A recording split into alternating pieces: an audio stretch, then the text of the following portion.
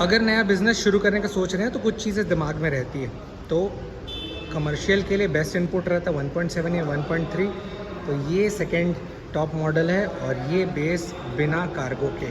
तो अगर cargo provide नहीं करते तो क्या चीज़ बेहतर होगा, क्यों आपको लेना चाहिए, वो मैं भी आपको थोड़ी देर में बताने वाला हूँ। सबसे पहले कार्गो वाले से शुरू करते हैं। तो इसकी लंबाई कार्गो में 2765 और चौड़ाई 1800, और अगर इसकी ऊंचाई अगर आप बोलें तो मैं यहाँ से दिखा दे रहा हूँ, तो इसमें 650 मिल जाता है। अब बहुत सारे लोग क्या है कि ये कार्गो वाला पसंद नहीं करते हैं, और वो क्यों? क्योंकि अगर आप सिंपल ये खाली लेते हैं तो खाली लेने का फ़ायदा ये हो जाता है कि आप किसी भी तरीके से अपने कार्गो, जिसे डाला कहते हैं, वो बनवा सकते हैं। 1700 पेलोड कैपेसिटी जो नाम दिया गया है, ऑफकोर्स 1.7 के हिसाब से इसका GVW लगभग जाता है 3460 का। इस 3460 के कारण बहुत सारी चीज़ें बेहतर हैं जो मैं अभी आपको बताता हूँ। पहली बात, 80 हॉर्स पावर दे देता है, लगभग इस किलोवाट में बोलें तो 59.7। अब 1.3 के कंपेयर पे ये इसीलिए इफेक्टिव है क्योंकि किसी भी हाल पे 1700 पेलोड कैपेसिटी, जो कि ऑफ कोर्स जितने भी कमर्शियल में बिज़नेस करते हैं वो जो मैं बोलने वाला शब्द जानते होंगे कि वो ज़्यादा ही प्रेफर करके हमेशा ले जाते हैं। तो उसके हिसाब से इतना पावर देना बहुत ही ज़्यादा ज़रूरी था क्योंकि इतना यूज़ होता है। और इसमें 2DI 4 सिलेंडर का इंजन जो हम ऑलरेडी वाकिफ़ हैं वो मिल जाता है।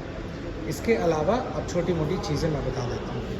तो जैसे ही आप इस तरफ जाएंगे तो यहाँ पर टायर सेक्शन का मेन खेल चालू हो जाता है कि अगर आप 1.3 या 1.7 लेते हैं तो इसमें 15 इंच के मिलेंगे, और वहीं पर अगर आप ऊपर लेते हैं मतलब HD 1.7 लीटर या HD 2.0 लीटर जिसका ये कार्गो बड़ा ऑप्शन मिल जाता है, तो इसमें फिर आपको लगभग 16 इंच के सटीक टायर सेक्शन प्रोवाइड कराए जाते हैं, जो कि बहुत ही ज़्यादा बहुमूल्य साबित होता है। एग्जैक्ट इसे बोलें तो 7R16 LT जो कहा जाता है मिलेगा। फिलहाल इसमें जो आप देख रहे हैं ये JK टायर्स का है, which is good and best enough. अब छोटी मोटी चीज़ें इस सेकेंड टॉप मॉडल का मैं बता देता हूँ। इसमें कॉर्नरिंग हेडलैम्प से टर्निंग वाले नहीं मिलेंगे। अब इस शब्द को क्यों अहमियत दे रहे हैं? अब गाड़ी चलाते हैं तो ये सामने का तो रिफ्लेक्ट करता ही है। फ़िलहाल वैसे भी जितने भी कमर्शियल वाले जो ड्राइवर होते हैं वो बहुत ही ज़्यादा तजुर्बे वाले होते हैं, पर फिर भी ये टॉप मॉडल लेने का फ़ायदा, जैसे 1.3 में जो दिया हुआ है, ये एक प्लस पॉइंट रहता है कि कभी भी आप गाड़ी को मोड़ते हैं तो ये वाला भाग जो मैं इस तरफ दिखा रहा हूँ, ये वाला सेक्शन भाग वो पूरी तरीके से कवर कर लेता है। और कभी भी आप गाड़ी मोड़ते हैं तो ये जो छुपा हुआ लाइट जिसमें नहीं पड़ता है, जो निचले पायदान पे थोड़ा सा कमी हो सकता था, वो थोड़ा सा आसान पड़ेगा, जो कि अंदर बैठ के कोई भी ड्राइवर या को ड्राइवर वो समझ सकता है। इसके अलावा सामने सामान्य ग्रिल, जिसकी अहमियत उतनी ज़्यादा नहीं, और ये खींचने के लिए मजबूती कैसी है तो वो इस प्रकार से मजबूती मिल जाए। अब ड्राइवर के साथ 2 लोग के लिए बैठने की व्यवस्था, जो कि एक बेहतर चीज़ है, और अंदर कुछ ऐसा दिखता है। इसके अलावा लाइट का रिफ्लेक्शन बहुत प्यारा है क्योंकि मिरर बहुत ही चौड़े दिए हैं, तो कभी भी कुछ देखने के लिए बहुत ही आसानी पड़ता है। वहीं पर अगर ये छोटा रहता तो थोड़े से दिक्कतें होती। अब मैं लगे हाथों अंदर का कुछ और डिटेल बता देता हूँ। तो एक जन बैठने के बाद दूसरे के लिए बहुत ही सहूलियत का ये इजी हो गया। अब वहीं पर जैसे गाड़ी में चालू करूँ तो ये कुछ डिजिटल डिस्प्ले दिया हुआ है, बीच में कितने किलोमीटर में गाड़ी चल रही है, लेफ्ट साइड में RPM वगैरह सबका इन्फॉर्मेशन, फ्यूल इंडिकेशन, इंजन वगैरह सबका चीज़ बता देता है।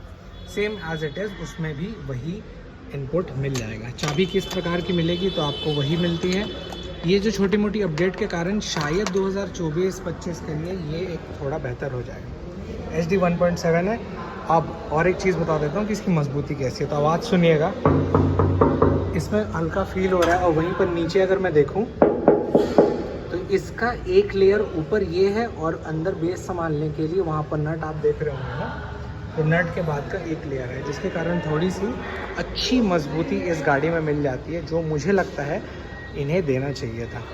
तो आप बताइए, क्या आप ऐसा गाड़ी लेना पसंद करेंगे जिसमें आप अपने हिसाब से कार्गो बना सकते हैं, या तो ऑलरेडी ऐसा जो कार्गो इनपुट के साथ आ जाए, जो लगभग मेरे सिटी में 11,43,000 का पड़ रहा है। डेफिनेटली आपके सिटी में थोड़ा बहुत वेरी करेगा। और जितने भी पेलोड कैपेसिटी हाई वाली गाड़ी होती है उसका फ्रंट और रियर दोनों में लीफ स्प्रिंग दिया होता है, तो इसमें भी दिया हुआ है। चाहे आप 1.7 HD लें या फिर ये सिटी वाला 1.3। तो बताइए कैसा लगा, कमेंट डन पे।